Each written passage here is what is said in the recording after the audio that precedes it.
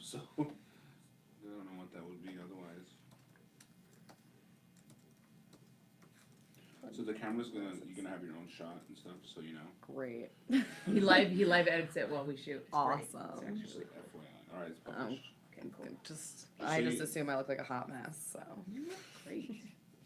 No, I'm just saying, just be aware of don't poke your nose or anything, and I don't know. Yeah, like you're being recorded. Yeah, you're At all you're times. getting At all your own times. shot. It's not just like some random wide shot. It's like Okay. there's shots on both of y'all. Wait, what's today? No, I don't want it on November 9th. What the fuck is wrong with you? The 8th. God damn it. We already have one person on right now. Oh, really? So you can hear me saying what the fuck I'm doing? Sorry. I'm working on it. Working on it. Why is it saying the 9th? I don't want it on the 9th. I want it now. I want it now. That's why I said publish now. How do you not understand that? Computer. Okay. I have ceased understanding technology. Is it working? Yes, it is. Yay. Okay, great. I think we're good. Oh, good lord, I'm terrible looking. Oh, stop this. It's just like, it was just cut to my face. I'm like, oh god. Oh god. That's how Right. the live stream starts. Crossing swords.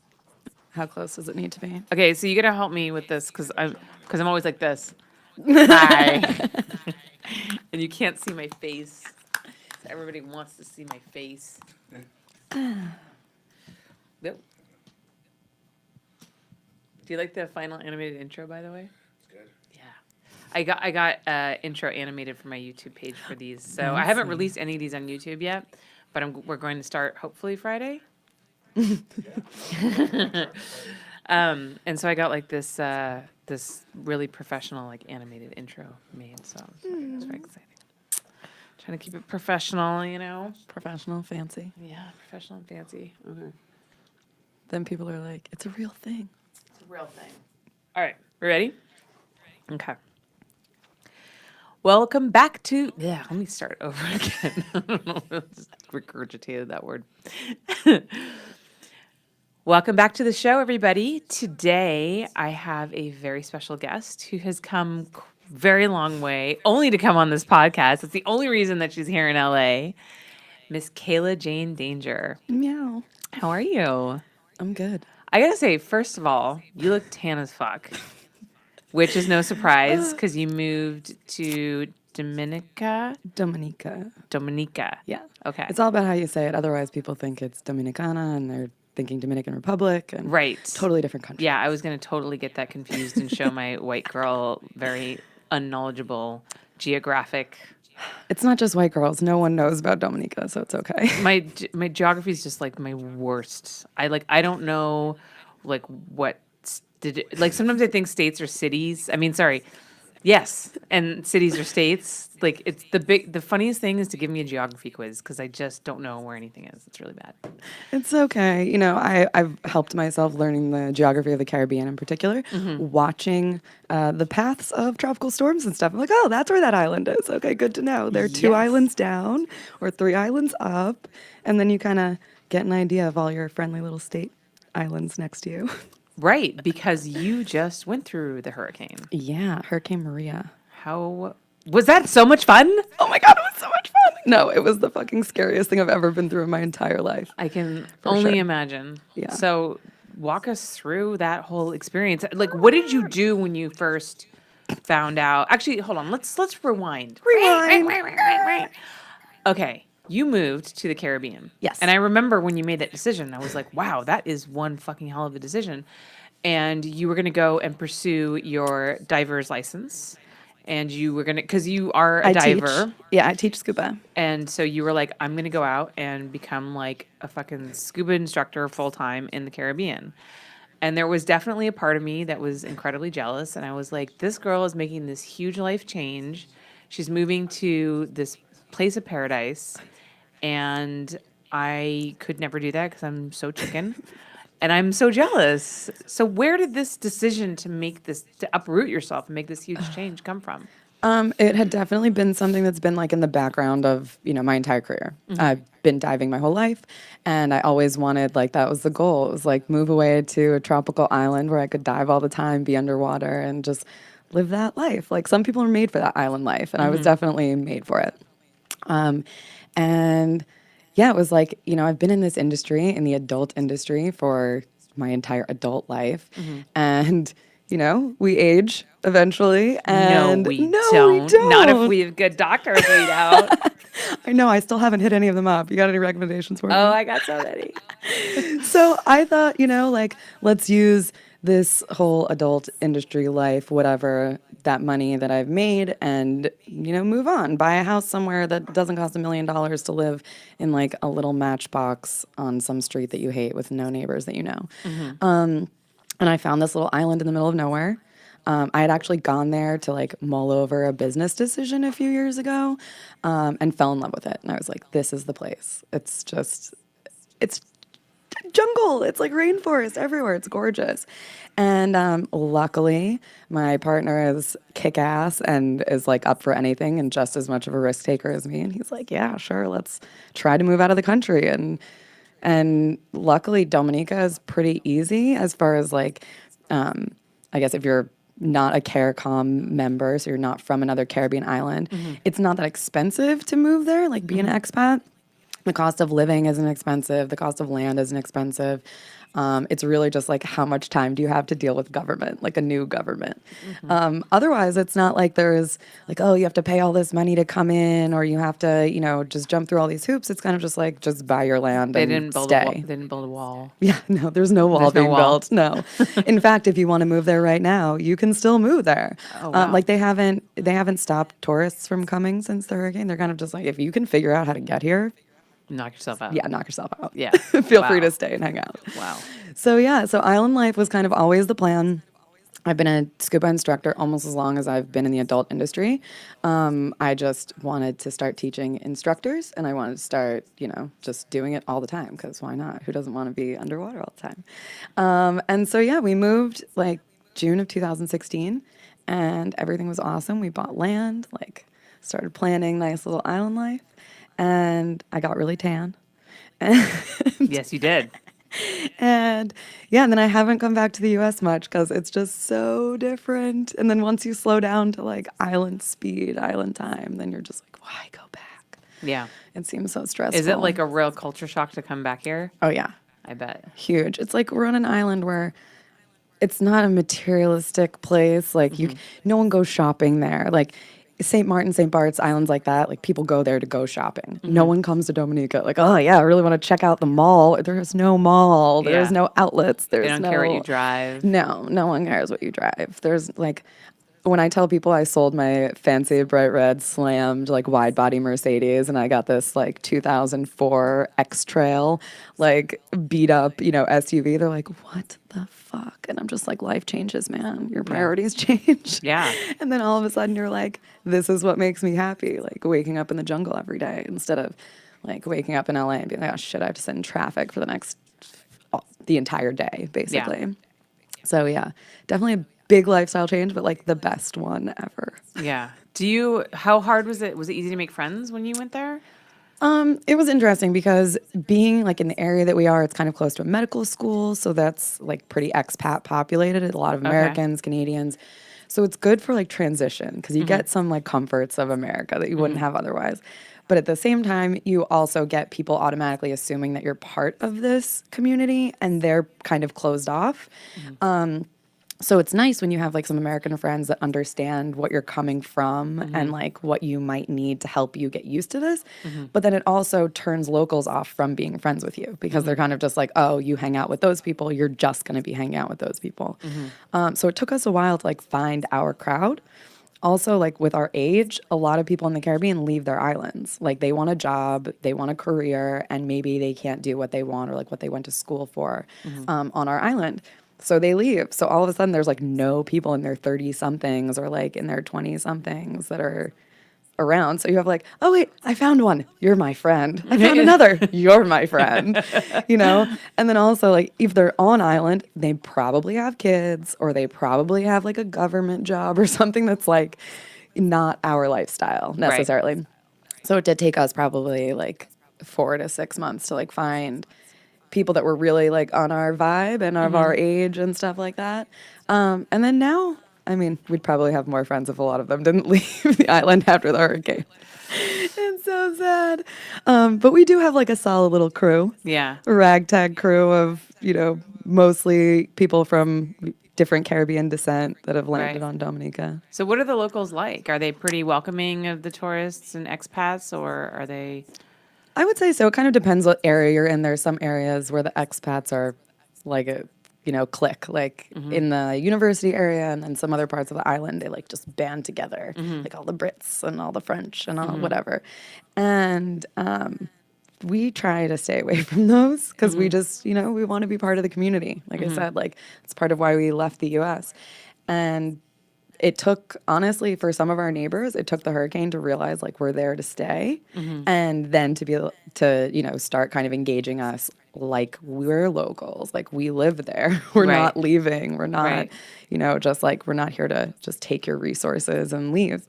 So a lot of that took like, people look and see who you're associating with, and then they'll judge you based on that. So once they saw like, oh, they're associating with like kind of these families who have been here for a really long time, they're like, oh, they must be good people. Like, Yeah. they must be kind of chill. But a lot of times they're just wary because they're like, what are you here for? What do Yeah. you want? Oh, that's cute. You want to start a business? So does everyone. Let's see if you'll last. Like, Yeah. let's see if you'll make it happen. But it's been working. Yeah, it's been working. We're still there. We haven't gotten chased out of the island yet. And So do you have your own scuba diving instructing business, or are you working for another one? So I have worked for other people on the island, but we were starting our own business. It's called Salt Dive and Salt Retreat. And yeah, so I teach, and we were in the process of getting all of our gear, like for our personal business, sent to the island, and just starting to construct our buildings and stuff. And then we got the just, no, you're on hold, start, pause. So first it was like the government putting us on pause. They're like, half of your business you can start. You can start cooking, you can start, build your cabins and take people. But the diving, we wanna hold you for that for a little bit. So we're playing the government game and the hurricane game right now. But we're hoping that hopefully by like New Year's, we might have an answer that's saying like, oh, you're still interested in a tourism business? We'll give you all your permits now. Like, Wow. So there's been like kind of a lot of red tape that you've been dealing with. yeah, just with the dive part of our business. Why do you think that is? They made a law like a few years ago that tried to say like all sports businesses, I think all water sports business, but definitely scuba diving, they wanted to only have locals be able to open these businesses.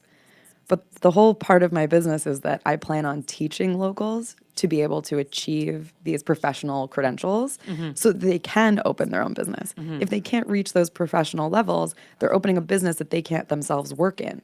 So, and also starting a dive business is a pretty expensive business to start. And Yeah. not a lot of people on the island have that kind of capital to just be like, yeah, I can start a dive business with no experience and no, Yeah. whatever. And then I look at all the other dive businesses and I'm like, 2 of them are owned by locals, 3 maybe. Yeah. So, and the rest of them are expats. So it's kind of just that game of like, well, we'll just do whatever you say and we'll just go about our business. And, and then obviously I'm also, because of what I do in the US, I keep it kind of hush hush on the island. Like our friends know about my business and stuff, but it's not something I need the government being like, oh yeah, so we Yeah. know, I'm just like, I don't want them either to think, oh, she's got millions of dollars because she's in the porno industry. Yeah. But I also don't want them being like, this is a Catholic country, ma'am. You can take your smut peddling ass right back to the US. We'll see you later. Be like, but wouldn't Jesus want you to let me start this new business so that I can have a future that is not smut peddling? Yeah. I mean, Isn't they that could be what you would saving want? you from Yeah. porn. And you know so- what? If that's what they want to believe, I will let them at this point purely to get my licenses.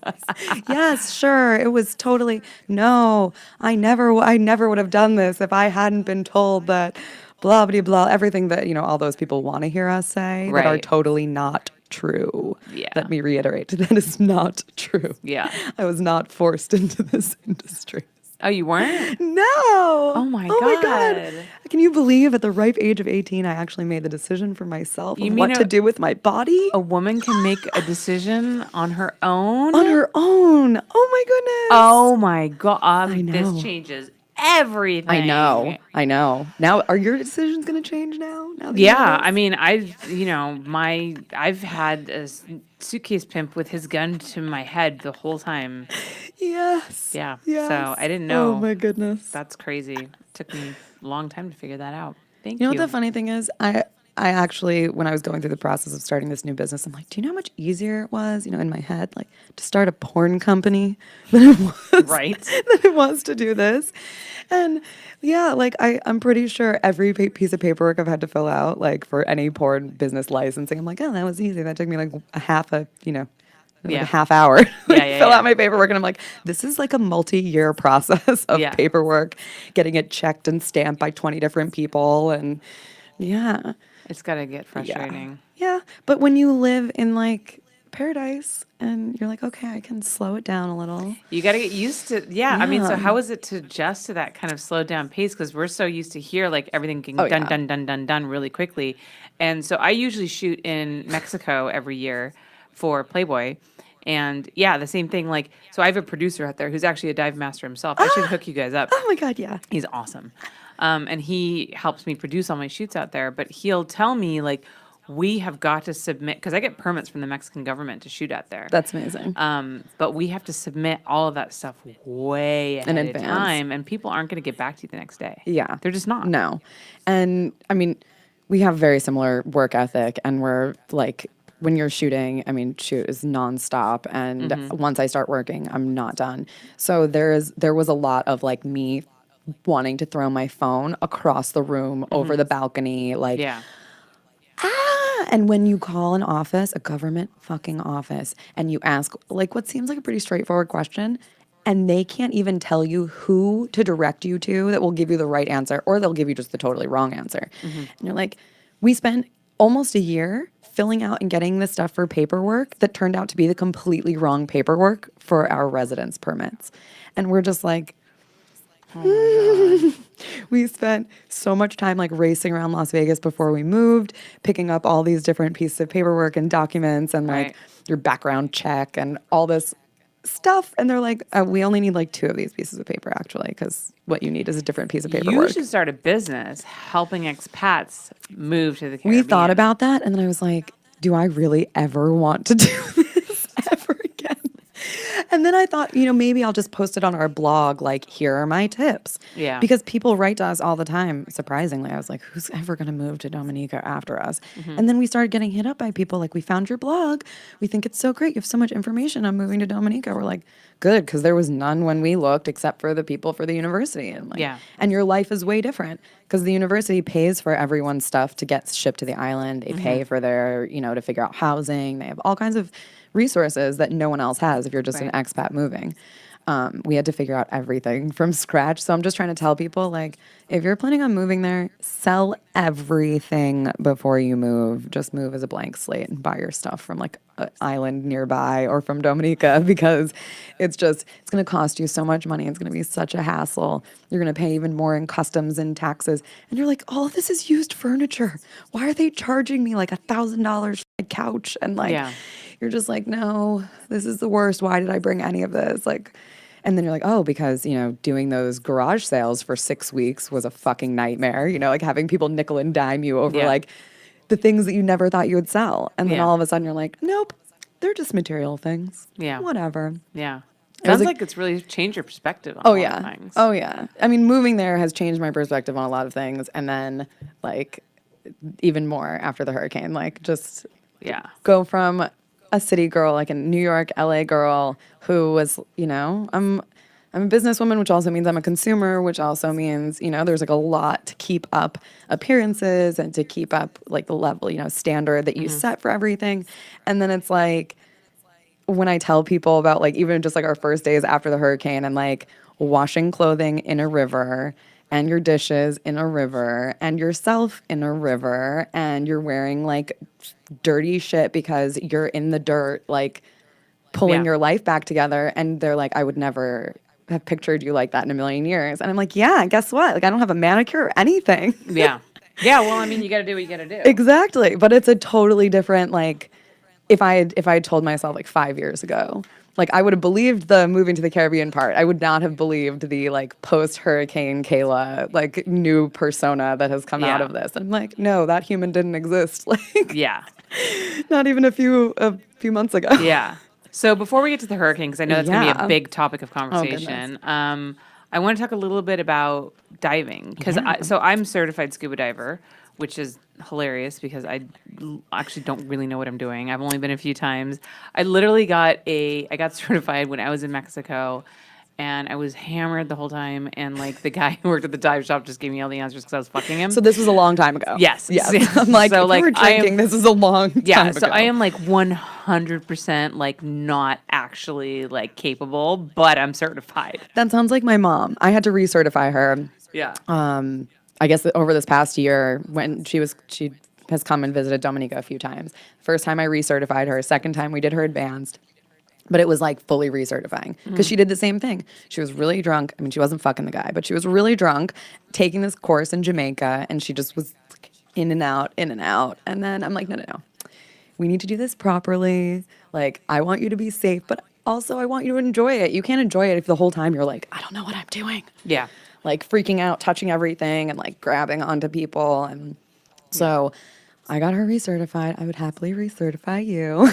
I have get to go you back in the water. I have to go with a buddy, which you normally do anyways. I mean, I know how to like get down and like sink and like breathe and swim, but like, You're like, forget that's as far as it checking goes. like my pressure gate, any of that stuff. You're like, no. No clue. Fucking no clue. And actually the the last time I went diving, I went with my friend Luke. Usually when I go with my friend Luke. And I got caught by a current. Like I was behind him and he was like, hey, come this way. I'm like, okay. And then I got caught in a current and I did the worst thing you can do, which is panic. And thankfully we were pretty shallow. Yeah. So I like freaked out. I'm like grabbing onto rocks. Because you're trying just to like, stop. Yeah, trying to stop myself from being swept by the current. And I start hyperventilating. I spit out my You spit out your rag. yeah, and then I shoot to the surface. No. All the things you're not supposed to do. I know. Yes. Oh my God. I'm going to like use you as a story when I'm like talking to students. Terrible. Like, But "You don't luckily, wanna do like I this." said, we were pretty shallow. Shallow. So like it was fine. I wasn't going to get the bends or anything. But I'm like floating there. The boat is really far away. I don't see him. Was this in Mexico? Yes. And I'm just like, I'm going to die out here. I'm going to fucking die out here. Like, How long did it take him to come up and find like you? 3 minutes. You're like, it was But like fine. it felt like an eternity to me. But he told me afterwards, he's like, if you get caught in a current, don't fight it. It's just going to take you where it's going to take you. And then just slowly go up and surface and like the boat will find you. Yes. Like you know what I mean? You can't fight a current. Yes. And I was totally, I'm like trying to hold on to seaweed. So and what shit. I would recommend for you is that you buy yourself a submersible marker buoy or surface marker buoy. You can travel with it. It's like a bright orange tube thing that like rolls up.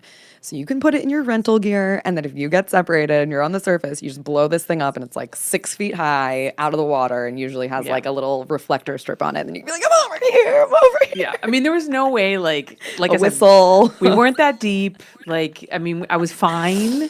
But when you feel When you're scared underwater, there is nothing worse because Yes. you're just like, you're not in your element Yeah. and you can't fight nature. Like when nature has you, which obviously I know you know about, there's like nothing you can it do. makes you realize how small you are. Yeah. And, like we here in the city, we think that we can conquer the planet and we have a hold over nature and we can just, Meanwhile, you live in cars and you don't have control over those. So how could we possibly have control over nature? Right. Like, But we think that way. We've trained ourselves to think, Yeah. we're human beings, we can do everything. So when you're in that moment, when you're really, subject to the whims of the current, the ocean, you're like, wow, I am not as important as I think I am. And this is terrifying. yeah. It's like one of those things that I love telling people when I get them in the water for the first time. And I'm like, you're about to see things that most of the world will never see. Yeah. And you'll see things today that even if you're back at the same spot tomorrow will be completely different just because of how quickly things change underwater. And it's this amazing magical place, but it's also so fucking huge. Yeah. And you're like, I've dealt with people who like, they've never left Los Angeles when I used to teach in LA. And LA is a big place. You get them underwater and then you start explaining like, think about how many countries you've never visited. Now just think about how much more water there is in this world than land masses. And all of a sudden, their eyes get bigger and bigger because they're like, oh shit. Like, I've really Yeah. only explored this much of existence Yeah. and being in this one tiny little place. Yeah. So it's like, you have to teach people though that respect as well as like the actual skills that they're learning. Otherwise, they get into the water cocky and they're like, I can breathe underwater. Yeah. And I've been doing this over half my life, and I still get in the water every time. Like, you're allowing me here right now. Yeah. This is not my Yeah. environment. This is, as much as I love to think that I'm a fucking mermaid, because underwater I am so much more graceful, coordinated, like Yeah. everything is just easier. My navigation skills underwater are bomb. Up on the surface, I'm like, Yeah. I don't know where anything is. I can't find a Starbucks that's right across the street from me. So, Yeah. like, as long as you have that, as long as you understand, nature always wins. Like, I've gotten swept in currents. You just gotta be like, okay, change a dive plan. We're now just gonna go with the current. Yeah. We're gonna see how far it takes us. If we need to, we'll go up slowly. It's kind of a metaphor for life. Yeah. You've kind of been swept along by the current of life, which has ended you up in another country.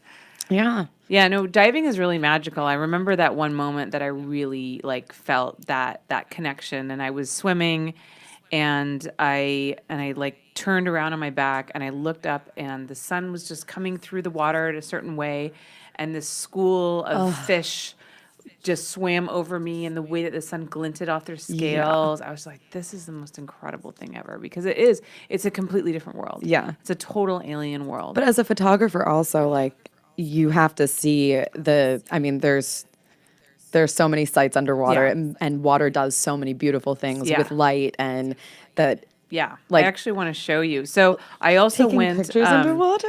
Yeah, so my friend Luke Yes. taught me how to do underwater photography, and I still that was really hard, because keeping myself buoyant and trying to get the picture straight, and then I was shooting sea lions. Yeah.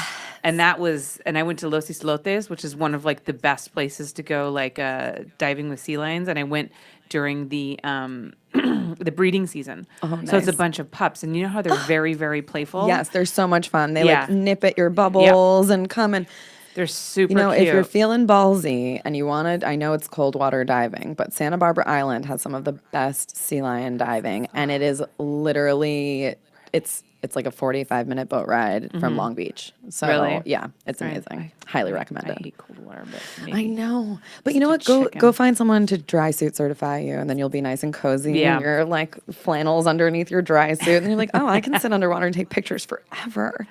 This is So awesome. we went and we swam, and so I was shooting these sea lions, and it was so cute. They had, because a lot of people snorkel around there.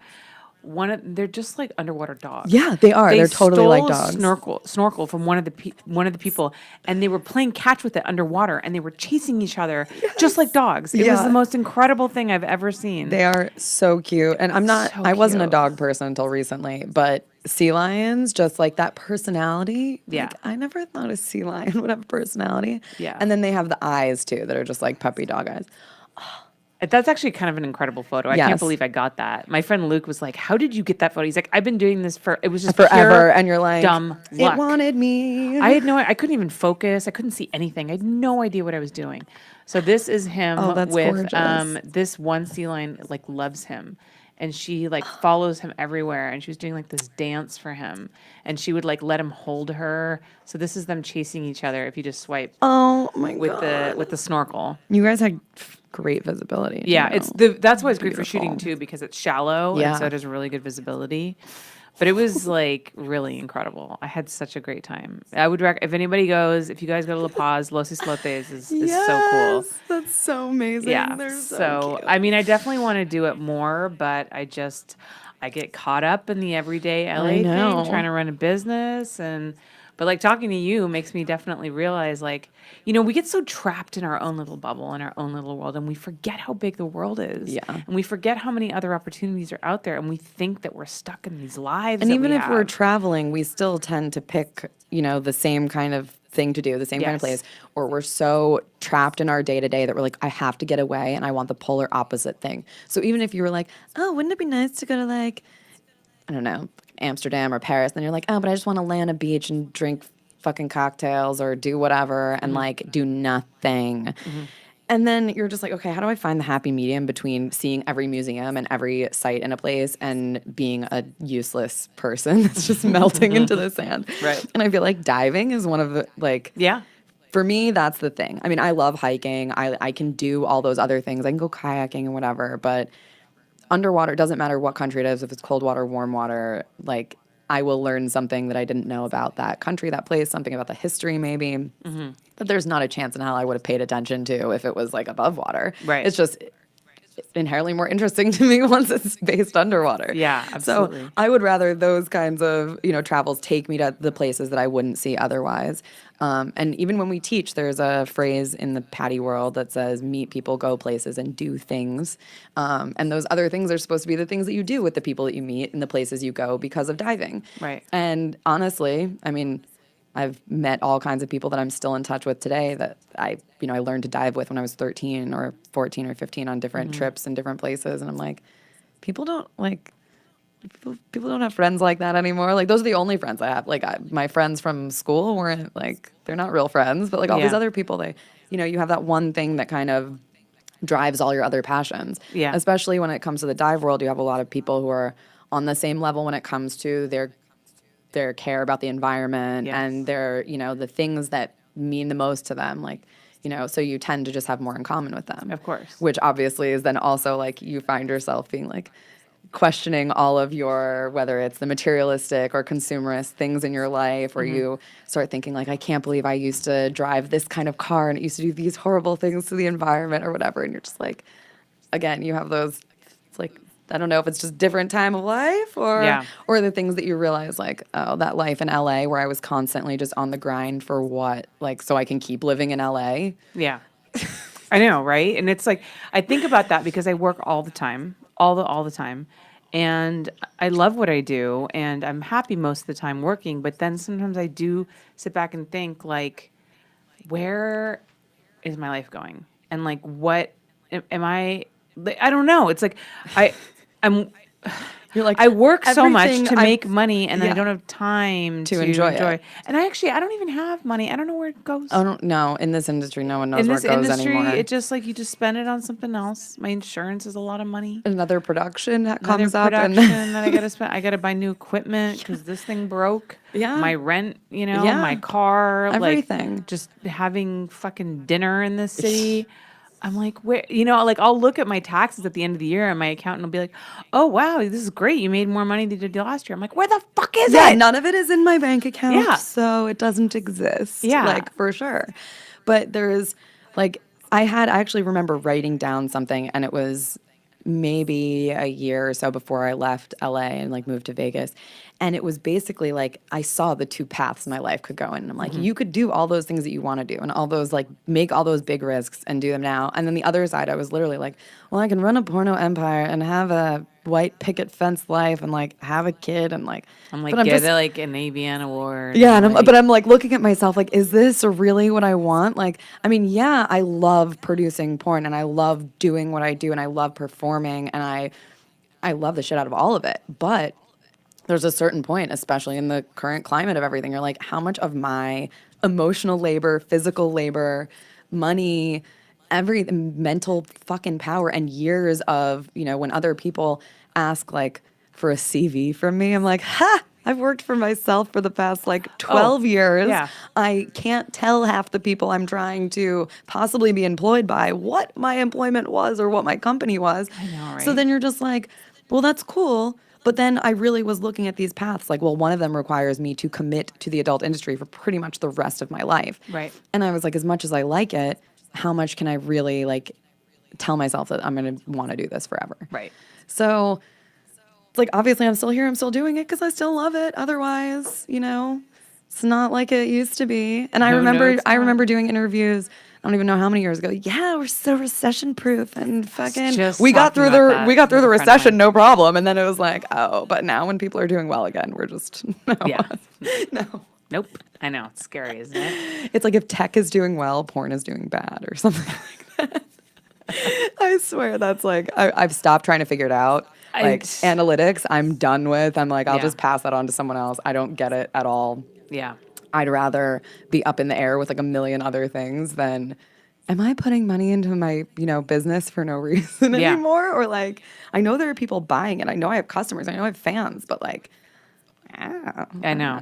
I know, right? And when you're a one-woman show, Yeah. you know how it is when you're like, Oh, yeah. all these people expect so much from you, and you're like, you realize I'm one person. Yeah. Like, Oh, I know. I actually was funny. I was thinking about doing a really funny little video where I because I saw like somebody else was like introducing like their crew, and they would show all the different people, and they would have like their like Instagram or whatever. They'd be like, and I just thought like I would do that. Like, here's the photographer, me.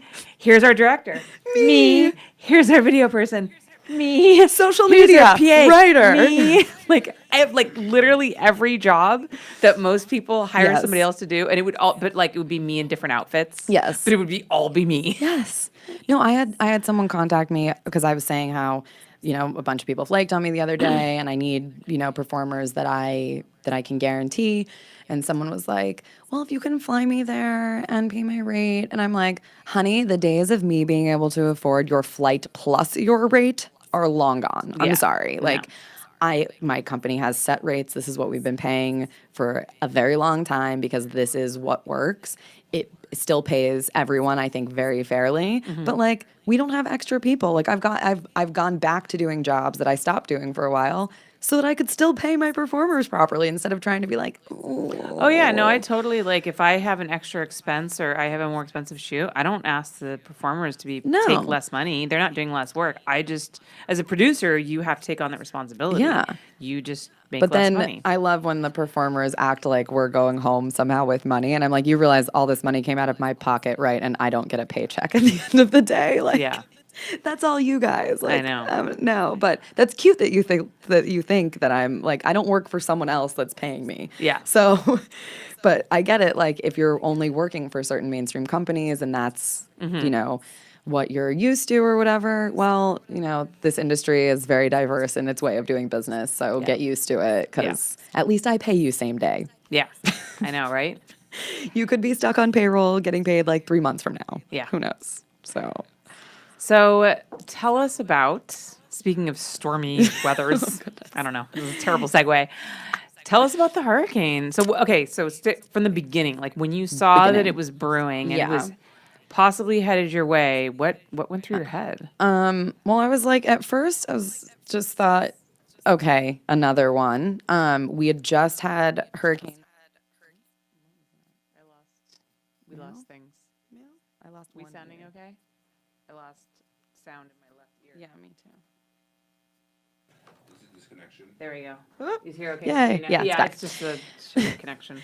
So we had just had Irma, and Irma hit us as a tropical storm. Okay. But we had prepared for it like a hurricane because we heard it was going to be huge, and everyone made such a big deal about the I hurricanes and like, it was Ivan and whatever and all these other big bad hurricanes. So we got prepared. We got water. We got, extra canned food and all this kind of stuff. And then that passes, no problem. Okay, so drink that extra wine and drink some of the water and eat some of the food. And then we hear there is a tropical storm that's brewing, or like it starts out as a depression or a wave, and then it slowly, like all these terms that I learned that I didn't know before. And then it like builds and builds in tropical storm, and then it starts on the hurricane categories. So we found out it was going to be a tropical storm, and I'm pretty sure it was like the next day it was already a hurricane. And then we were told it was going to hit, like, they were pretty positive it was going to hit us. It was either going to go directly below us or it was going to hit us. We have like an app that shows, the wind and the rain and everything and like where it's supposed to be going. And we're just like, oh, this looks bad. Like, okay, this is looking like it's actually going to hit us, and it's not just a tropical storm. And our island got its ass kicked by a tropical storm like 2 years ago. Right. So we're like, if it can't handle a tropical storm, like it can't handle a hurricane. Yeah. So we're thinking like, oh, our house seems pretty safe. It's concrete. It's, like a beast of a house. We're like, we're okay. Like, we'll worry about our friends. Make sure that we have like all the stuff that we need. We're good to go. So we kind of organize our house. we get all of our stuff, like our most important stuff, like passports, marriage license, deed to our land, like all this shit, put it in a dry box or in a dry bag. Yeah, cat food, some candles, all kinds of stuff that we would need. Get the cat crates out, and just in case, want to be prepared in case we need to go down to like the apartment underneath us. It's like a little bunker. And then at like we pretty much all day on was this Monday the 18th. We had like tropical storm all day. So we see like the hurricane under our island, and we're like, we already have tropical storm, and it hasn't even like really approached us yet. So we're like, this is gonna be a long day, and we knew we were like, we're probably gonna stay up all night because even if it's just like a storm, it's probably gonna be pretty intense. So we want to be aware. So we're like getting coffee ready and like watching the last of TV before we know they're gonna shut the power off at a certain point, just to make sure no one gets electrocuted. So power goes off. We still have cell phone service. We still have like data. So we're, keeping track of things still and everything's fine. Our friend messages us and says they just saw their first roof come off. But they're like, oh, it's just a little like shack. So of course these things are going to happen. Right. Like it's just a roof. And we're like, well, some of our banana trees are down already. And they're like, yeah, but everything takes down a banana tree. It's not that it's not that hard to knock down. They're not even really trees. They're just big berry bushes. So bananas come down, and we're just like, okay, well, it's, hurricane bolts and everything on the doors, and we have nothing to cover the windows. We're like, we don't fucking know what to do. This isn't Florida. We don't have like a kit ready to go. And so we're just, put some stuff kind of in front of them and like move things away from the windows. And then around, I don't even know what time it was, like basically the hurricane category kept just jumping. And then right before data went out, I posted like my last tweet, which was we had just seen like the NHC had posted. It was now category 5, and it went up on their Twitter, and I was like, fuck my life. And I texted Jenna J. Ross, and I was just like, dude, this is so much worse than I thought it was going to be. I'm fucking scared to death. And it hasn't, like, it started, like, I think by that point, inside of our house it started flooding already because our veranda, even though we're on the second floor, like our veranda just was full of debris.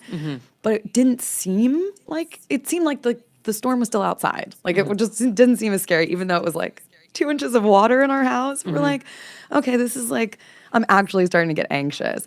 And so I had like posted that, I think, on Twitter and on Instagram, and I was like, I'm not religious, but I'll take anyone's prayers. I don't care what God you believe in. Like, I'm trying to be strong, but I'm like, I'm fucking scared. And my husband is, like trying to be strong and like strong man. Yeah, I've got this, and we're gonna be okay.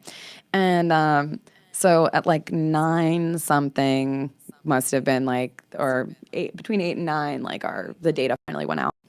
Like, we have no contact with anyone. We have no way of looking at the app to see like where this hurricane is now. We have no fucking idea. So we're just like going into the rest of the night blind. It's already pitch black out. You're just like, I'm not opening my door for shit. I don't care like what is going on. I'm not opening my doors. I'm not doing anything. And like maybe like from the time I texted Jenna, we started moving things into our guest room. Like we got the cats in the guest room. We got all of our like most important stuff in the guest room. Your cat's just flipping out. Yeah, they were not too pleased. But like they were actually letting me like manipulate them and like take them. They were kind of just like, whatever you need to do to us. Yeah. So we put them in, and then like it feels like right after they got inside the guest room, all the doors blew open. Like our entire veranda, it's just like all accordion doors. And all of a sudden it was just like one gust in, and then whoosh, and they just went poof. And then then it was like flapping in the wind, these like huge fucking doors. The hurricane came inside and was just like whirling through our kitchen dining room area. It's like a fucking poltergeist. Yeah, it was like a horror movie. It wasn't even like a natural disaster movie. It was like a horror movie. Oh my God. And like shit is flying. Like everything that we'd moved inside that was outside got pushed back outside. Barrels flying. Things like we can't even see what's going on in the distance. We don't want to see what's going on in the distance. We're just like, how do we lock this shit down? Get in our guest room. This is dangerous. We tried closing the doors. Like we tried, putting rope around them didn't work. Everything got torn off, and that was when doors actually started to like break off the hinges and just go flying. All the slats on the doors Were you breaking terrified out. about being pulled out into Oh my the God, wind as yeah. well? I'm like, I'm a little person. My Yeah. husband's much bigger than me, but I was like holding on to things the entire time because I was just like, I don't want to go flying. And Intense. yeah. And then we got into the guest room and we're still hearing all this shit just outside slamming. We can't tell the difference between that, the actual hurricane, roofs ripping off, trees. We have no idea what's going on outside at that point. Just that shit, our doors are gone, and there are plenty of other places that are gone. So we went into the guest room, and the guest room was probably the worst thing of my entire life. We spent about 2 hours in there thinking we were gonna die, like straight up, just like. He was holding the door closed, like just leaning against it with all of his body weight. The cats and I were under the bed, and because we thought the window was going to blow in, we thought the roof was going to come off. There's water like under me on the ground. And we just like the noises that we heard from in there, and like it felt like an earthquake. Like the entire concrete structure Yeah. is just trembling. And we're looking at each other just like, saying our goodbyes basically. Like, if we die right now, I love you. And Wow. it's the greatest adventure of our life, but holy fuck. Oh my God. And yeah, and then at a certain point, I guess my husband grabbed his big balls and was just like, okay, I'm gonna go check downstairs and see if we can move downstairs, because he was just like, we won't survive if we're up here. Like, we have to go downstairs. So he went downstairs, and I'm like, this watch is my best friend. I'm sitting there writing down. I have like kept a diary the entire night. And I'm like, okay, at this time he left and he's going to check and see if everything's okay downstairs. And like time is going like fucking molasses. I'm just like, he's never gonna get back. Like, what the fuck? Like, what if something horrible happened? I wouldn't even know. Like, I'm too afraid to go out there myself. There's like, no. And he finally comes back and he's like his eyes are down. He's not looking. I'm like, please tell me it's okay. Like, please tell me we can go downstairs because I can't stay in here anymore. Yeah. And he's bleeding from his ear, and he's got a knot on his head the size of a fucking tennis ball. And he tells me that when he was going outside and like through our carport into the main door, the windows to the downstairs and the doors had blown open. So there was like a huge wind tunnel. Yeah. So he like opened the door and got sucked in and then out again, and the door just slammed on his head. Oh my God. So I'm like, great, now he probably has a concussion. I'm a mess. And like, how am I? Like, we need to get out of here. Like, we need to go downstairs. Like, we need to get out of here. So put my raincoat on, put my go bag on, grab the, each of the cats, put them in their little carriers. He grabbed a carrier, I grabbed a carrier, and we just Trying to maneuver with the fucking cats because it sounds like you Oh, need dude. both hands to hold on. Well, luckily, so because of diving, we have dive lights all over the house. And my favorite one goes on the top of your hand. So it's kind of like a little glove that you put on. So you still have your hands to use for whatever you need. So I've got, both hands on the cat carrier, especially because my cat's a fat ass. And he takes all of my strength. Of course, I got the fat one. So we had to butt scoot down the stairs because we're just afraid of like galvanized coming and chopping us in half or who knows. So we like butt scoot our way down the stairs, go through like between our car and the wall of our carport, and there's just like mango branches everywhere, and I'm not looking up. I'm just like, keep looking down, keep looking down. We open the door. He tells me, run, like run into the bathroom. The bathroom is the only place, like run into the bathroom. So it's like a kind of a spiral. So the bathroom is like back wall is the carport wall. So it's the safest thing. There's no glass. There's like 3 tiny slits that go into the carport. Everything else is concrete. So we go in there. This is not below ground level, right? No, This is just the first floor. This is just the first floor. Okay. And it happens to be like on a hill. So part of it kind of backs into the hill. Okay. So from there, the only thing that was dry in the entire downstairs apartment was the shower, because there's like a little wall lip on the bottom of the shower. So me and the cats are in the shower with some towels and stuff, and then It's kind of ironic. yeah, exactly.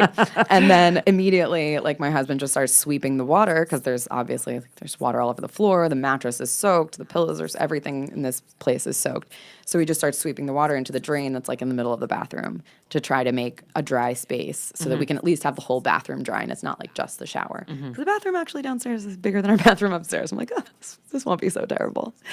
And so from there, it was like, okay, so let's like light some candles. Let's give the cats some food. So like calm them down or something and try to act normal. And I'm sitting there in my journal writing everything that's going on. And he's just sweeping the water. And still, like, I'm trying to check on him every once in a while and see if his pupils are still the same and if he's bleeding more. And, you know, got my first aid kit downstairs and just try to keep ourselves occupied for as long as possible. Because by this point, it was still only, like, we got down there at 11 o'clock at night. We didn't leave that downstairs bathroom until 6:30 the next morning. And Wow. we were the entire time. We thought the next morning, like 5:30, we thought we were just getting the eye. Turns out we didn't get the eye. We just got all of the wall all the time. So we had like the worst of it consistently. And so we just waited in the bathroom for like an extra hour because we were told like if the eye comes, it'll be like about an hour of calm and then it'll get fucking crazy again. Right. So we waited an hour and then we're like, it's not getting crazy again. You think it's safe? So then Rich went upstairs to check and he took some video and brought it back down. And like the first time I left the house was closer to like 7-ish. And I went outside and it still looked like, you know, like first thing in the morning, that kind of like dark blue, like creepy. And it was still that dark and it looked like a fucking bomb had gone off. Like I just started crying. Like there were no words at all. Like the devastation that you were seeing, the loss of houses, like I'm used to looking out my door and or window and just seeing jungle everywhere. I can see everything, like not a tree anywhere. Like I can see all the houses that were hidden behind trees. I can see, you know, villages that there's not a chance I could see before. And like this just haze of, I don't even know what, like over everything. Wow. And it was just like I couldn't tell, honestly, if I was dead because I was just like, no fucking way, this is reality. Like, Wow. This is not where I live. This is not normal. This isn't like, this is what the fuck. And I was like, maybe this is like Lost. Like maybe now, maybe the afterlife is like finishing my unfinished business in life. So they just put me on Dominica in like the worst place ever, like with all of this disaster. And now my afterlife is going to be to fix it. Like, Wow. that was pretty much what it felt like. And until we saw other people, like other people that we knew and we could be like, okay, people are alive. We were just like, we were in a just shock and like, this can't be real. How many people died on your island, do you know? I think about 30 confirmed, which like to some people they're just like, oh, well, you know, at first we were hearing numbers like it was going to be in the hundreds. And for the kind of damage that like we saw around the island, you'd easily believe it. But we had the highest death toll per capita because we only have 70,000 people on our island. Wow. So it's like when you think about how few people there are, all of a sudden 30 people, especially on an island like ours where a lot of people are related or like, you know, by marriage or by blood, you're related to pretty much everyone on the island. So everyone's going to be affected by it. It doesn't matter if it's not in your village, like you're going to know someone who lost someone. Right. So it was gnarly. But a lot of our friends had, you know, we all got together and like, you know, told our stories and just talked to only like the people who, you know, like who had the same experience. And you're just like, everyone had some horrible, horrible thing happen to them. And yeah, like everyone was changed by it. Did that give you like a new appreciation for life after that? Oh, absolutely. Did you were like, wow. I'm like, alive. I'm alive. Yeah. Like made you so much more grateful? For everything. Yeah. For everything. And when you have like, so we still don't have power. We still don't have most things. Like we have running water. But not having power for that long, like it's basically like camping every night. So my husband and I will be celebrating 10 years together in February. Wow. I did not think there were this many things that we didn't know about each other that we could find out during this period of no power. But like telling stories that you've just like overlooked or like haven't told, because what's the reason of telling your second most scary story in life, or like ghost stories that you used to tell, you know, people, or like the most embarrassing stories and all that kind of stuff that you're just like, well, now let's get to know each other in a whole new way. Yeah. And even when you have that relationship with someone, like until you're in that position, you never really know if someone would risk their lives for yours. And I watched someone do that for me. Yeah. And that was huge. So that obviously brought you guys closer oh, together. yeah. Oh, yeah. That's amazing. And then it also showed me who's not my friends, who does not give a shit if I live or die. Yeah. So that was good. Like when I got communication back, which took like a few weeks, you know, I had messages waiting for me. I saw social media. I could see who knew where I was. And a lot of people who were just like, does anyone know if she's alive? And, you know, and a lot of people like asking Jenna, and Jenna was in contact with my family. But my family hadn't heard from me. So like no one was going to know anything. And then there were other people that just still haven't even said, hey, how you doing? Good to know you're alive. Like, nice to see that you made it. So I'm like, okay, just remember that. Yeah. Yeah. Like, I wouldn't have been that petty before, but like when it's life or death, I'm like, nope, now I'm definitely keeping tabs. I think it's hard for people to imagine what that's like or going through that because, you know, like I've never been through anything like that. So, I mean, you know, you feel very removed from it, having just living in the city and all that. But like No, there's hearing huge that story removal. from you know, first person, I'm like, whoa. It's some shit. Like, I mean, I knew it was bad, but I guess I couldn't really comprehend what it could have been like. When we watch TV and we see reports of these like places anywhere that's going through natural disaster, if it's floods, if it's fires, hurricanes, doesn't matter. We see like the disaster porn, and we're so like we're so jaded to it. Like we see gore all the time. We see destroyed things all the time. It's in movies constantly. And until I think either you really experience it or you hear what people have to go through. Like, it's not just like you wake up in the morning and everything's gone. It's like you had to survive. Like, you had to get through that day or that night or whatever. And if you don't have the opportunity or there is no availability to evacuate or to do, like, we can't just go to another state. We can't just, like, you know, take off. And at that point, you can't even take a boat somewhere else because the waves are obviously in one direction or another. You're going to get stuck by huge waves. So you really learn things that unless you know someone who has been seriously, and then you also have to think about like in your socioeconomic group, how many people are going to have the kind of experience where if you have a really fancy house in a nice neighborhood, maybe it could stand up to some of these storms or to some of these, you know, disasters. Obviously, it doesn't matter when a fire comes through. If you're rich or poor, like a fire is going to take down everything. But it's like, who do you hear these experiences from, and what gets publicized? And like right now, I totally understand there are some people that know that I moved to some island, but don't know what island. And Dominica hasn't been in the news. Yeah. Like it got this much attention in the news, and then like you'll read, you know, articles about Puerto Rico or something, and it'll say like, and some of the Lesser Antilles or some of the Leeward Islands. And you're like, no, it was one Leeward Island. It was Dominica. Yeah. Like the island to the north and south of us were fine. They did not get hit. Like they got a little tropical storm, breeze. Yeah.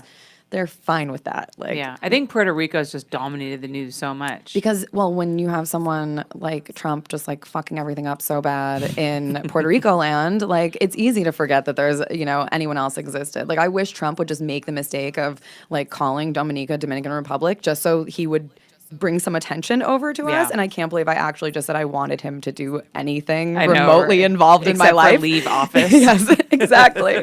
But if it means, you know, getting some more attention because his buffoonery, you know, like invites that, please give it to me because we need it.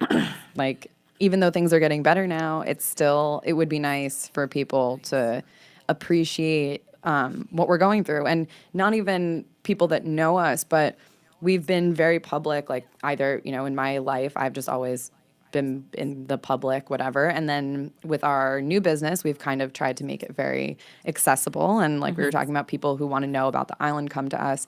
But one of the things that I've experienced since is people who forget that we live there. Yeah. And that we lived through this, and that we're not relief workers that like showed up on the island after, because all the relief work that we're doing was because I was watching things go wrong. And I was like, we need to fix these things or do these things or fill in the gaps where the government can't help or it's not a priority or whatever. But it led people to think like, oh, you have resources, you can do everything. And we're like, no, like keep expectations low. We are still recovering. We are just trying to do our part. to Yeah. help. And as expats, unfortunately, we kind of have to work a little harder to prove it, and a little harder to show that we're serious, and a little harder to show that we're in it. But then when you are like, well, you're just looking at my white skin or hearing my American accent and assuming that I'm not dealing with the same things you're dealing with right now. So having people come at me like on Instagram or through the blog and be like, you're just trying to get attention for yourself and you're not really helping anyone. And I'm like, first of all, you can go to this website and look at the laundry list of things that we have personally done to assist our community and the communities around us, which I just wrote a blog about how difficult stuff like that is for me to write because I just want to do it. I don't want to talk about it. But because other people gave money, I need to tell them where their money is going. Yeah, that like makes sense. that's how that works. Yeah. I would love to say I have someone else, like an assistant doing that. I don't have anyone to do that for me. Yeah. So when I do have internet, when I do have power, which obviously I didn't have until I came to the US like a few days ago, I don't have the ability to just get on and type something up. And then a lot of times I just don't have the emotional strength at that moment to say, this is what we're going through or this is what we're doing. And then to have to defend myself constantly. And like, I should just be able to live and like everyone else and just survive and work on my survival. But somehow, even helping has made us a target for whatever other people's issues. Yeah. Where can people go to? So if people have been listening, which hopefully they have, and they know how much help you guys still really need, where can they go to donate to help out?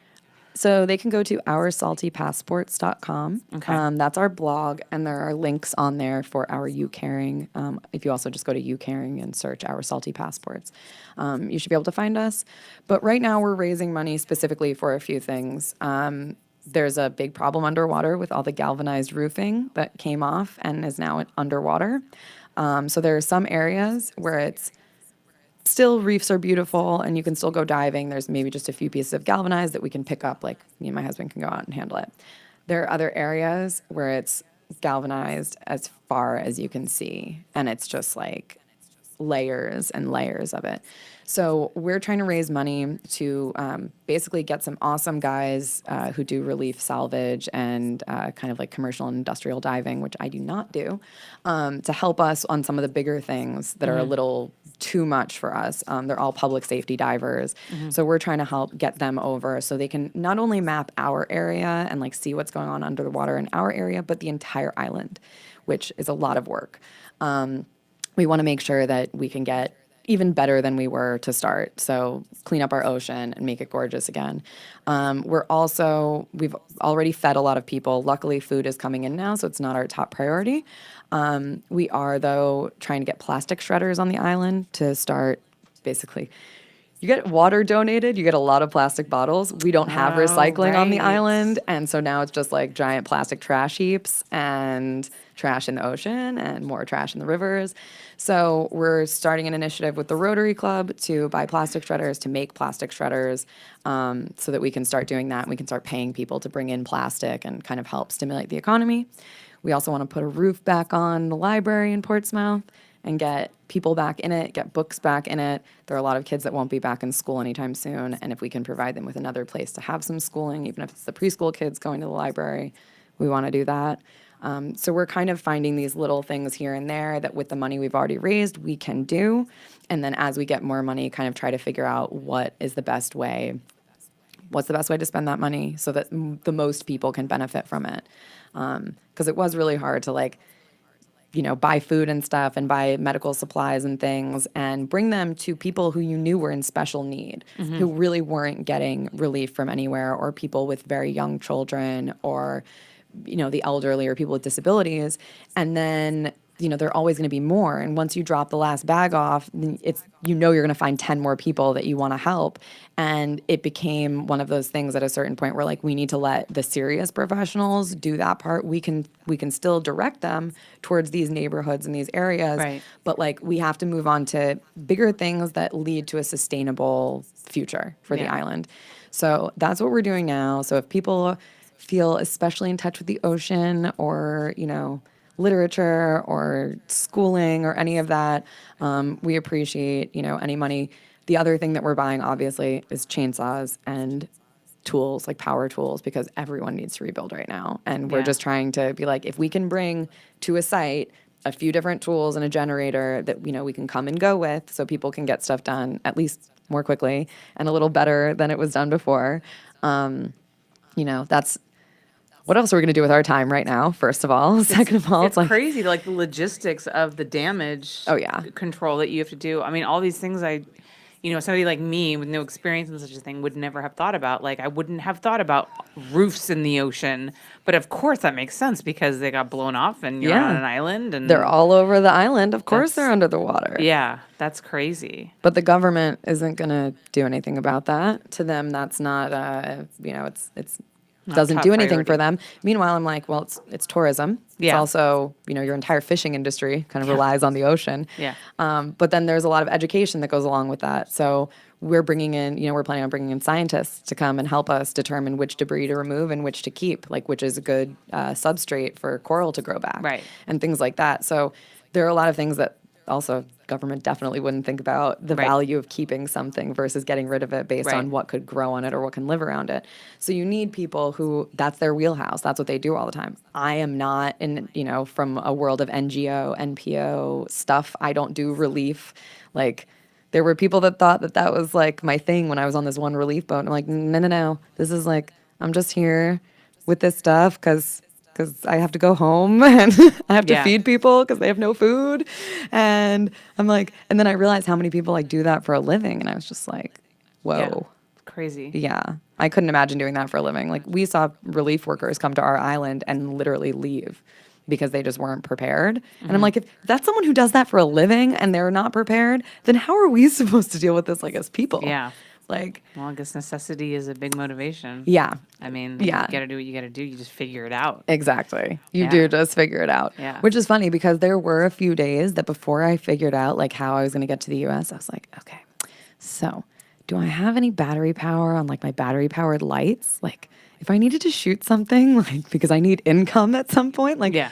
would I be able to set up like one wall somewhere that I could just shoot POVs in front of, for Yeah. like my POV website? I was like, is that totally like the most ridiculous thing I've ever thought in my entire life? Like of all the shit that I'm dealing with right now, like I'm like, is that feasible? Do I have a light? Can I recharge those batteries? How do like I shoot porn in the middle of this? in the middle of hurricane disaster? Yeah. ravaged, I'm like, it used to be in this one room. Like if you looked out the window in the back of my scenes, it's like this big pretty mango tree. I'm like, now you could probably see like the neighbor's house or something.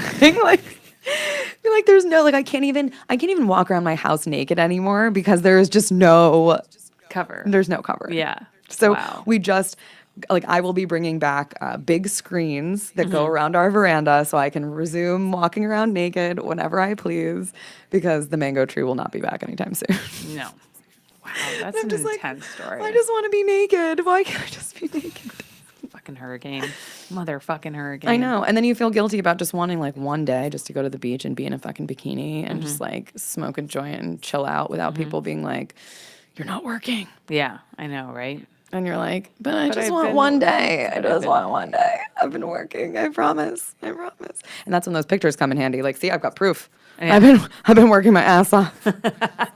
Someone else took these for me. Like, fuck you if I hear one person ask me, post more selfies, post more, fuck off. Yeah, I'm like, just- plus you don't want to see me right now.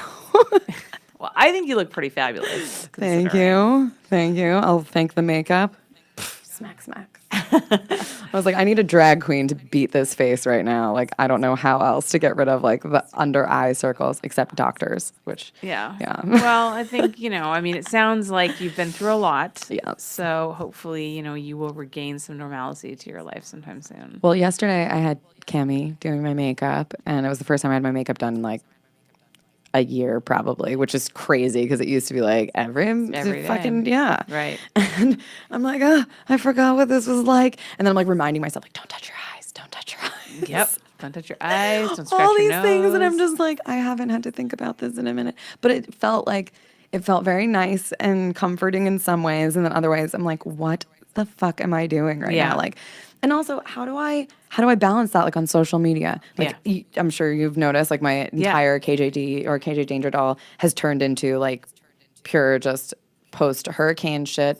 so I don't really feel the same about posting like hot pictures of myself. Yeah. So the I kind dichotomy of of going from that then to Yeah. like a sexy No. selfie of you like shooting porn. I can understand No. how you would have that struggle, but it's Yeah. like also too you have to go on with your life Business, and you yeah. have to make money so that you can So I just tell everyone to follow like my super porny accounts. I'm like, I have other accounts. This is your time to follow them. Yeah. Go for the clickbait. Go that way. Go that way. Please. And I'm hoping people follow, but don't just stop following my other one. That wouldn't be so good. But yeah, like obviously my posts have changed, and unfortunately, or like the reality of our business, my life was kind of already changing in that way where I was starting to post more dive stuff and like more just hot girl in a bikini stuff.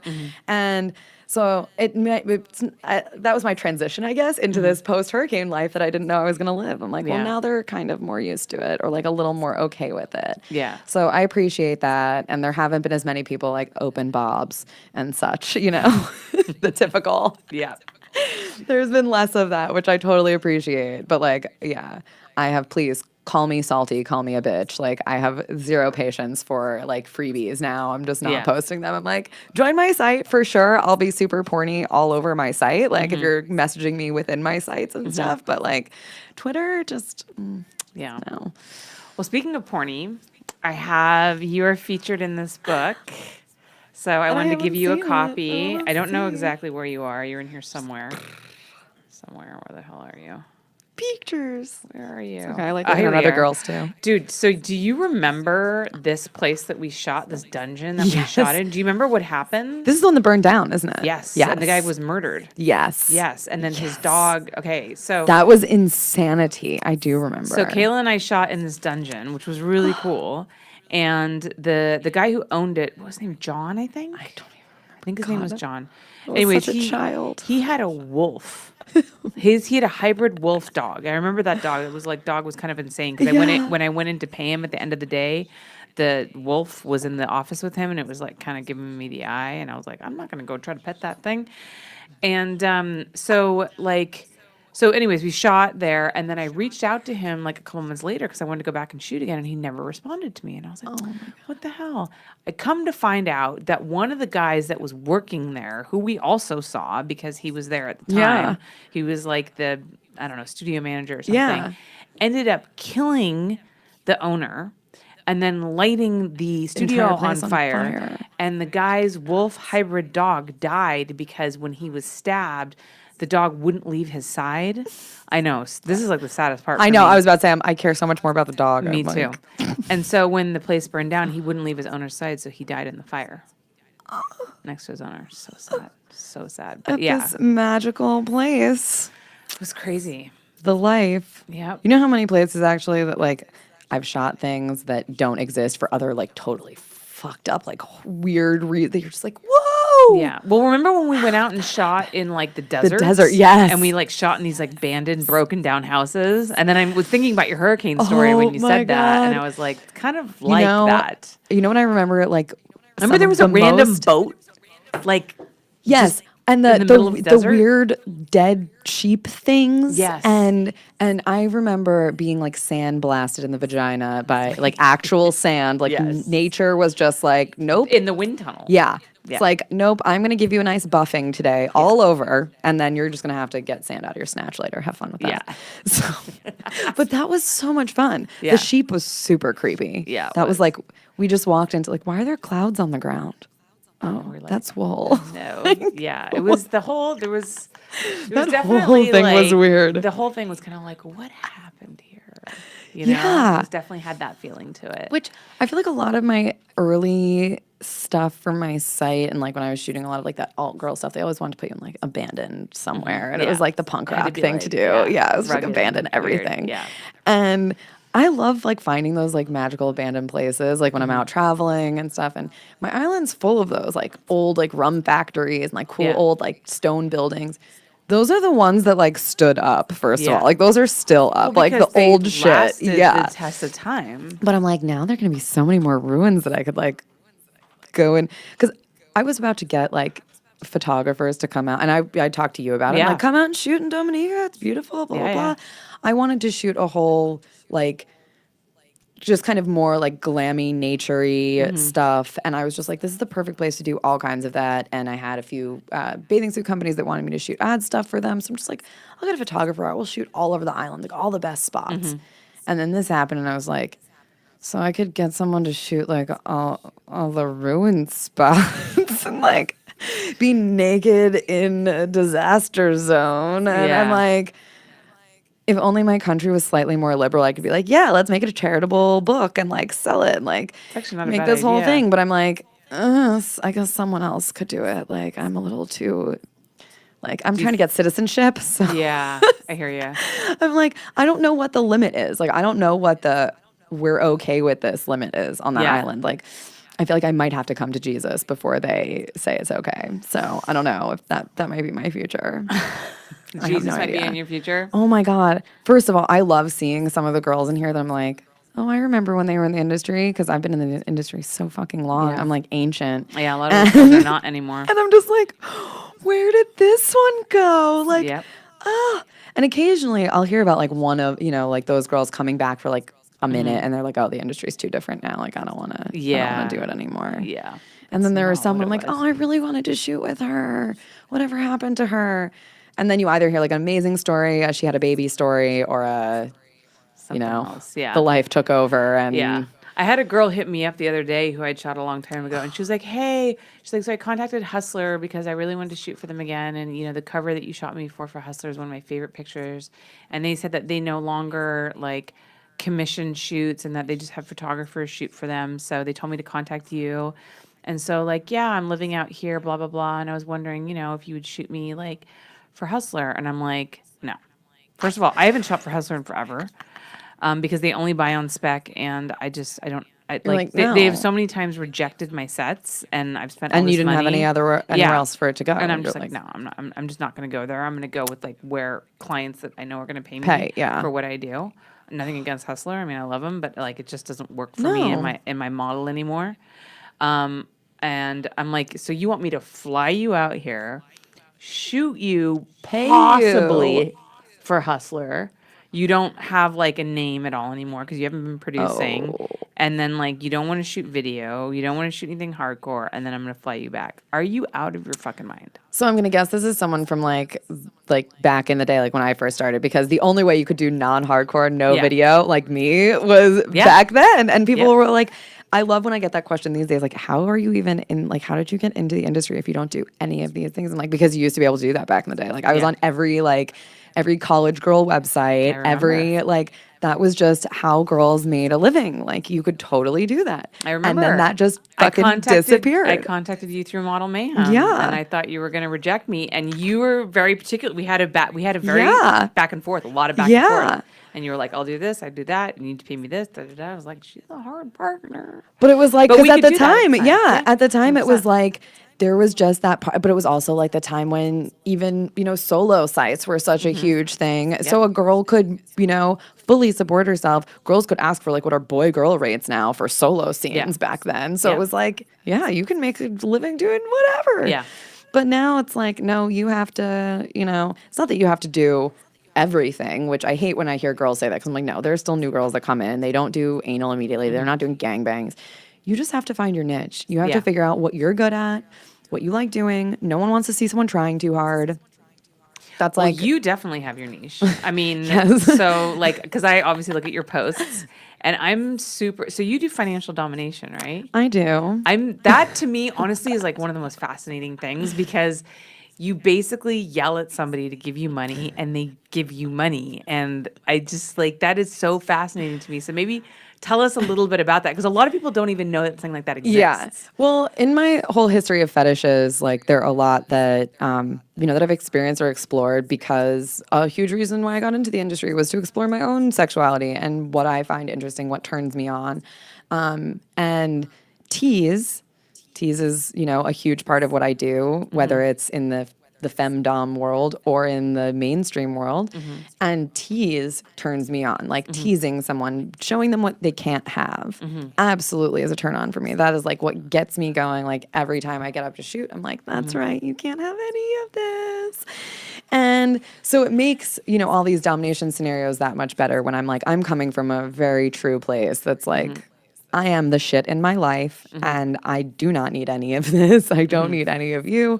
But if you know that the only place you can come into my life is by putting money down, putting it, you know, handing it to me or, you know, sending it to me, and that's the only way you're going to get attention, that's the only way you're going to get to interact in my life, know that you have a presence in my life in any way, then so be it. Because truthfully, that's what we all do with porn, right? Because otherwise we're not doing it for fun. Like we're doing it to make money. But financial domination is the only thing where you're literally like straight up You're on like, the table, yeah, like give me money. give me your money. Like where you're just so explicit about your intentions. Yeah.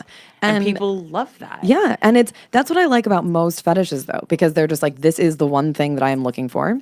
And as long as they know, you can either say, this is I'll say lifestyle transaction where there's no money being passed back and forth. This is you 24-hour, whatever, if it's your live-in situation or what have you.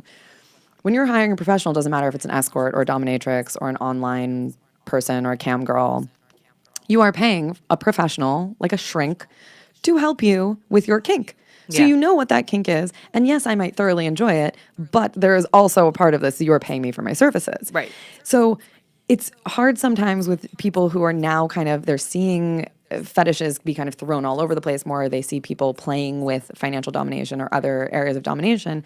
And they're having trouble separating the idea of paying for a domination service and financial domination. So once you start asking someone, you're like, tell them, well, now it's time for you to pay. And they're like, I'm not into FinDom. And you're like, yeah, well, you don't go into a restaurant and when they ask for your money at the end of a meal, you're like, I'm not into FinDom. No, you pay for your fucking meal. Yeah. So I'm like, guys, no. So if you tell me FinDom is what you're into, I will put you on a schedule if it comes to like, you know, you're going to pay me this much money, you know, this many times a week, or you're actually going to, you know, it used to be when I was in the US, you could actually send me physical cash or bring me physical Wait, did you call it cash. FinDom? Yeah. Oh, so FinDom. financial Yeah. domination Yeah. as opposed to femdom. Yeah.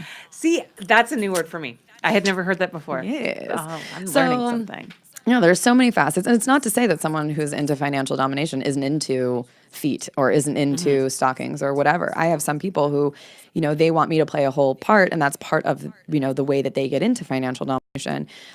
Some people like, you know, blackmail fantasy, which is obviously a huge do not fucking touch this, ladies, unless you have a great lawyer and that you know what the fuck you are doing. There's a huge difference between actual blackmail and blackmail fantasy.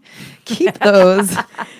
Like actual rape and rape fantasy? Yeah, keep those separate. Like, know your consent, know your legal situation, make sure that you have the right paperwork and all of that. Same thing with even financial domination. There have been women who don't, you know, cover themselves properly, and all of a sudden they're getting sued for few $1,000s or, you know, tens of thousands of dollars because of money that they've drained someone of. And they say, oh, I was under the influence, or they used, you know, they coerced me in ways that I couldn't, you know, fight against or whatever. And sometimes you have old people who say, oh, I'm old, they took advantage of me. And you're like, you were getting off the entire time. Stop lying. Yeah. You know, but it then say he said, she said, and all of a sudden the dominatrix is predatory. And you're like, actually, this person haunted me for months trying to get me to, you know, take their money. Like some people you just don't get a good vibe from. I don't care how much money you tell me you're going to meet me with, like in person for a cash meet or something. You're paying a deposit, first of all, because if you have the kind of money that you want to hand me $5,000 in cash, you can put $150 down, you know, via the internet to make sure that I show up. Because if I show up and you don't show up, at least I have $150 in my bank account. I can go back home and whatever. I don't think I've ever had a no-show for a cash trip. It's like so fumbly and like so excited to give up their money and like run away because they're so scared of you that they're just like, so wait, they want to meet you in person, give you the cash in person, and then just leave? Yeah.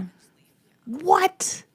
That's incredible. I've had other ones where it's just like I'll be drinking at a bar. They come up, they will give me money and they'll go sit like at the other end of the bar and just kind of have like a voyeur, awkward, here's my money, I want to watch you spend it, but I don't want to be a part of it. And like, okay, that's incredible. works for me. What's there are a one lot of of the, different what's one of ways the it works. craziest or strangest requests you've had? You're like, let me go through the fucking Rolodex. Yeah. So before custom clips were like a popular thing, I had a website called Custom Kink Shop, and that was honestly, I think that was like one of the first actual websites for custom videos, and I got all kinds of requests. Obviously, didn't matter if they were things that I did or not. I mean, there was one that I swear it was like Crouching Tiger, Hidden Dragon, but porno version. There were like 12 dudes in like ninja costumes, and it was supposed to be in some bamboo jungle, and apparently one woman was supposed to handle these 12 ninja dicks. And I was like, first of all, you just described like a $45,000 minimum single scene. So I'm like, Oh my no. God. Another one that's Ninja up there was definitely one that was like, it was something with like some racial abuse, and it was like, I do not go anywhere They call near it race play. Yeah, I don't go anywhere near race play, religious stuff. I just don't. I'm not trying to run for Congress, but I just If you're not I just comfortable don't. with it, you I'm not shouldn't do comfortable with it. Yeah. And so this person wanted something that was like me playing an American soldier and someone of some Middle Eastern race. And it actually was really kind of weird because it just went in directions that I was like, it was like I had saved them during the war, and it was like someone from a village that I'd saved, but then I like made them my slave, or not that I made them my slave, but like they felt compelled to thank me by like being subservient to me. So they would like lick my like dirty, sweaty body clean, and like they would bow to me and ask if there was anything they could do for their new American god. And I was like, whoa. Whoa. I was just like, yeah, I don't feel comfortable with that. Also, like, I don't want to get dirty and be licked. Like, I don't know if Yeah. you watch my porn, but it's kind of on the pretty side. Yeah. Like, I'm not like, I'm a clean person. I don't know about that. Yeah. So there have been things like that where I'm just like, do I need to respond to this? Like with just a simple no? Like because if you go into any more detail, you know that there's going to be another response. And I'm like, I don't want another response. I Yeah. just want no. Yeah. That between that and people wanting to buy my shit. Yeah. That's another one that I've I had can that. appreciate my friends who do that. And I've been offered like crazy money for it. But Yeah. I'm just like, Yeah, there was a guy who I've told this story before on this podcast, and it's kind of funny. It's like this running joke that somehow my podcasts always end up talking about poop, and I swear to God I'm not into poop. But there was this one guy who wanted was? me to eat my poop. yep. Always. And I thought I was really special because he'd contacted me and he even tried to negotiate. I was like he offered me more money and stuff, and then I found out that he'd like contacted every girl in the industry. There are a But- few of them because the thing Yeah. is, they're just like, they're so, how many of them can there be? I don't know. You know, I actually looked up once, like, how do people get into that? Because I've done research on my client base before, but this one I was just like, I gotten like three offers in like a matter of a month. And I was like, whoa, what has become so popular recently Yeah. in like shit eating that like, In the shit what? eating world. Yes, what could it possibly on be? climb. And I tried looking it up, and I honestly still could not find a legitimate answer. So if anyone's listening If you know that's into why this shit, people are into shit, please feel free to like send me links and stuff. I don't need to see visuals, just links. We would just be wanna great. know- we I wanna just know the wanna psychology Yeah, I behind really it. do because I don't understand it, and like I don't think I could pass that movement without like gagging, thinking about like I don't care how much money you're putting in my hand. That's just like Yeah. no pee fine. Yeah. No, Be yeah. fine. That's no problem. That's normal. That's That's like yourself if you get stung by a jellyfish. That's so that's sanitary. totally normal. Yeah. normal. But yeah. But the weird shit that we hear, I mean, come on. Like, Yeah. especially being part of the fetish world, there's always going to be someone with a weirder request. And then my favorite is when they tell you how obsessed they are with you, and then they give you their weird request, and then follow it with "fuck you, cunt" when you say no, and you're Yeah. like, "Oh, you're my fave. I knew you were going to be like this." Yeah, I know, right? So happy that guys like you exist and are like the majority of the porn watching fucking world. I know. Oh my God. Please tell me there's hope for our future in making pretty pornies like that. I can't offer you that hope, but we can hope. We can hope can for the hope. You know, whatever. It makes me so happy to like see you doing your thing and doing this and like still, Thank you. you know, fighting still the good here. fight. Fighting the Yeah, good fight, dude. yeah. It's one of those things that's like when I look at Joanna and like everything she's doing, I'm like, fucking knew that bitch was gonna just keep going forever. Yeah. And you and Jackie and all the other females in this industry that just like keep at it, keep going. And it's like, you know, you get appreciated for your work, but still, it's like when you look around at like Joanna just posted something about winning something over Axel Braun, like in a category at like Oh, Inked Awards really? or something. And she's like, ah!